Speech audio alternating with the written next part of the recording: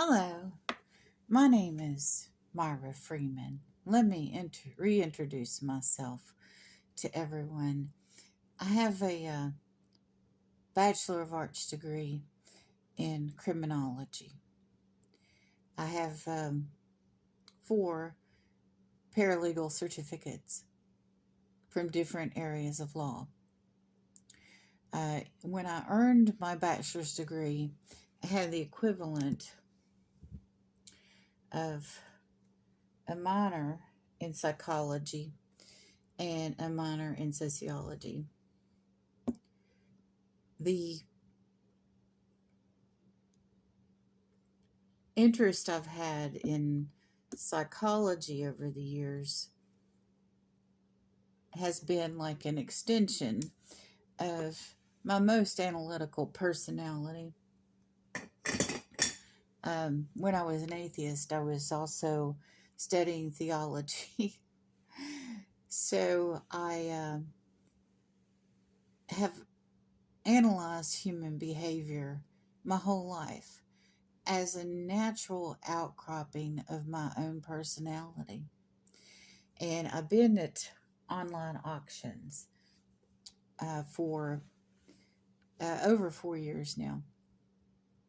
And my intent here is to help some people that have tried to replace something missing in their lives with online auctions. I've recently been betrayed. I made a mistake. I apologized.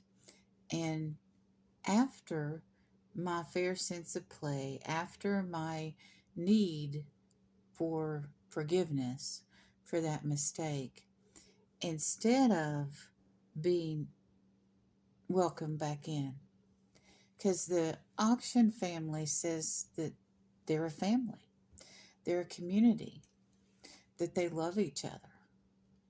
But the reality is, it's still all just about the money, just like the rest of the world. They have tried to create this psychological cocoon where people are given replacement mommies and daddies. A lot of the people that go to the auction are over 50. Many of them no longer have parents. Our society in general these days separates people with politics and religion. Excuse me.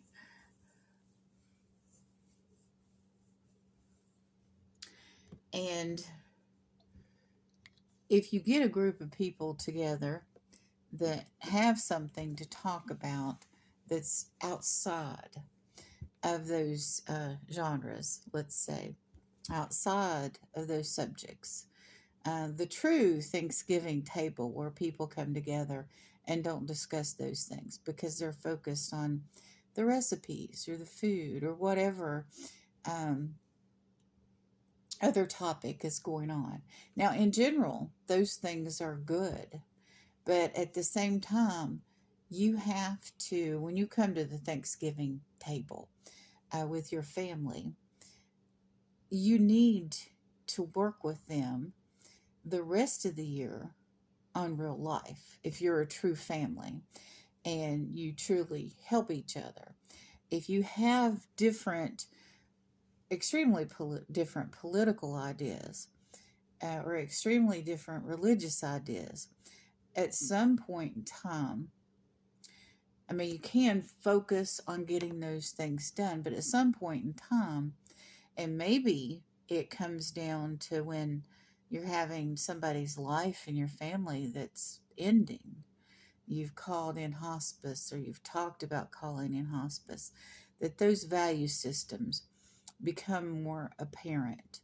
And sometimes decisions are made or things are done that require forgetfulness and forgiveness at the end of someone's life.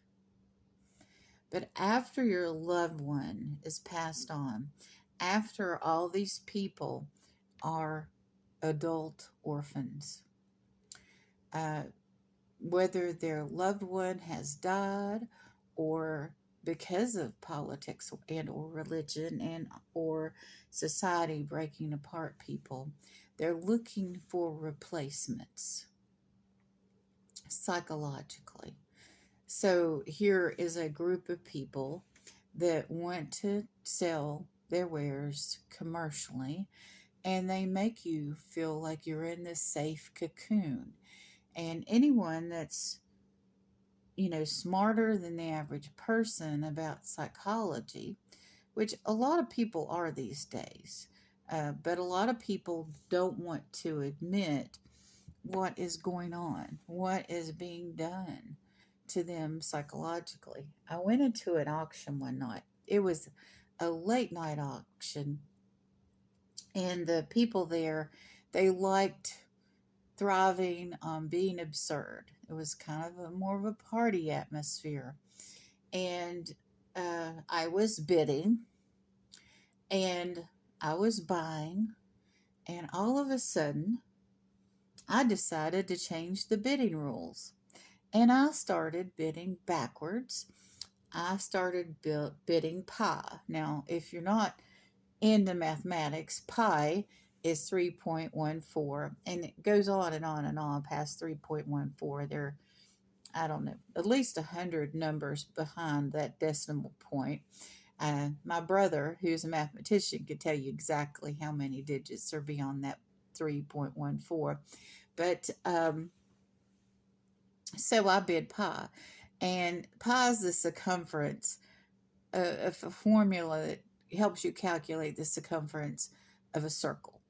So it's a pure mathematical thing. It's pi instead of pie. So for those of you that haven't had math beyond regular math, and it's just kind of an absurd bid. I mean, technically, I was bidding $3.14, but I was bidding that $3.14 after someone had put in the bid of five, or I had put in the bid of five. I was making the bidding go backwards. And so if you're running a business, the structure of the bidding is important to your profit. But they had made the decision to be absurd at their auctions, to be absurd at their chats, which was fun, and I enjoyed hanging out there. But I made that atmosphere that they had created of fun to draw people in for their sales.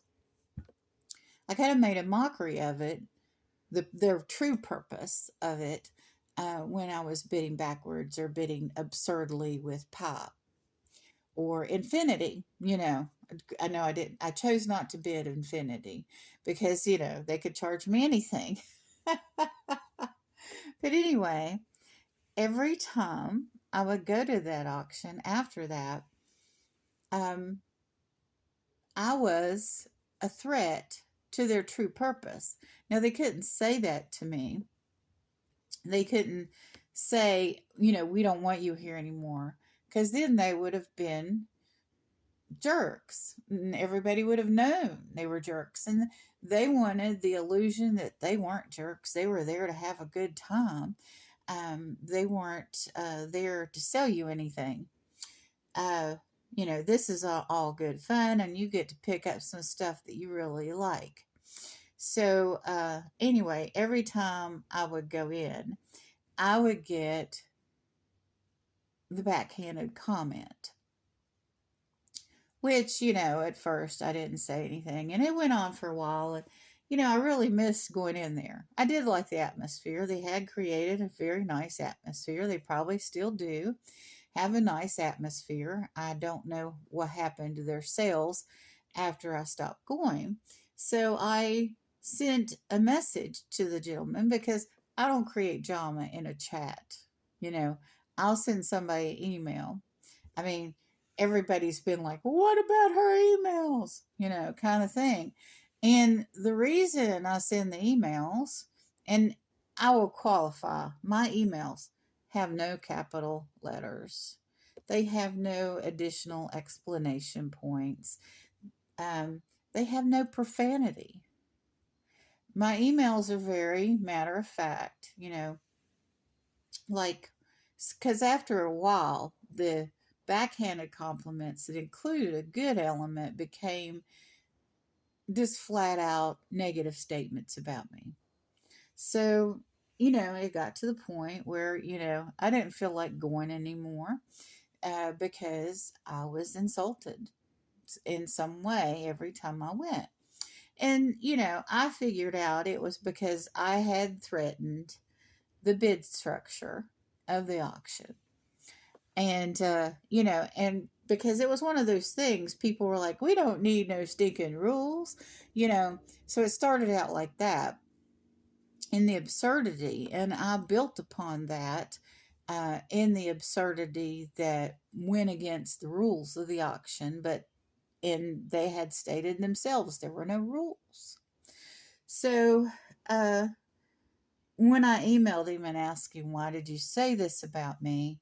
Um, why are you casting shade upon me? Kind of message. Just inquiring, what is going on here? Of course, I kind of knew. I mean, really, at that point, maybe I hadn't figured it out. I hadn't figured out why my presence was so threatening. Another thing is, I read the Bible online. They know I'm a Christian. I mean, but if you're Christian, it doesn't mean you're dead. Doesn't mean you can't hang out and have fun and say absurd things. You may say some things that have certain implications that you might want to ask God to forgive you for later, but you still can hang out and have fun. It's not always the best moral choice, but it happens. And then you think about it. Maybe you do better next time. Maybe you don't. Maybe you go still hang out with some people at late night auctions or chats and say things that, are imply adultery, fornication, and worse. So that's happened to me. That's been part of my path as a Christian to see the error of my ways. Uh, so I really don't do that anymore. I try not to do that. If I end up with a group of people, that are doing that. I'm polite, but I say less now about things like that than I used to. I'm probably perceived as less fun, and that's okay because I'm on my path, they're on theirs. I'm friendly to everyone. But anyway, when I messaged this gentleman, he absolutely, positively lost his stuff. Yeah, last year I would have said shit, but now I'm going to say stuff. So, because it was this like, oh, who the H are you kind of attitude. Well, I've introduced myself, and even if I had zero education and zero experience, um, I would have every right to have my self worth, my self esteem, my boundaries with my own life and who I am. And so do you. So I want you to be thinking about what people are really saying and doing to you at the auctions. Are they kind of trying to be your replacement daddy or mom? Is it truly a family, or is that just kind of a facade for sales? Um, some of the people are more genuine than others. Some are using techniques to intentionally manipulate you. Some are just trying to make a living, and they truly are friendly and nice people. The more successful ones seem to be aware of what they're doing, and they're truly being manipulative. And I'm going to talk more about some of the things that have happened at auctions where people are being manipulated. I would advise you, if you are going to auctions now, that and you're Christian and you're culturally American, you celebrate Thanksgiving, you celebrate Christmas, you go to church during this time. If you don't go to a physical church during the rest of the year, people go to church at Christmas and Easter. And I'm not judging people that go to church just at Christmas and Easter. I personally go to church on YouTube and Zoom because of my physical limitations. And some people do that because they have such tight schedules. People have to work multiple jobs, this and that. But people make an extra effort during the holidays to go to church. Or even if you go watch that special program or go to church on social media during the holidays, but you make sure you catch that special program. If you are culturally part of the American Christian culture and you believe in God, and the holidays have a true meaning for you, Thanksgiving and Christmas and New Year's, that whole winter season, I recommend that during these times of holidays that you not go to the auctions.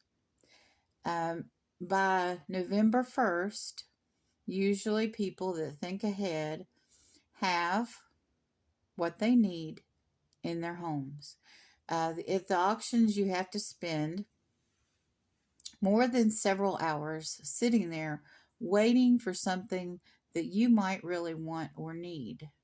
Unless you're there just buying everything they present, which also happens. I went through a phase of that, and I'll talk about that in another video. But if you're waiting for those things you need, you have to spend a lot of time. And if you get past November 1st, you find out which resellers are accurate in getting those things to you by Thanksgiving or by Christmas, and it's very stressful. So get in what you need now if you want to buy that way. I recommend at this point your family's going to have a specific list of things that they want or need, that you either go to a real store or you go to Amazon or you go to eBay and you search for those specific items to get those in time. And that's going to be a lot less stressful for you than spending hours at auction waiting for whatever your family member wants or needs. Because if you're at the auctions during the holidays, that means you've isolated yourself too much.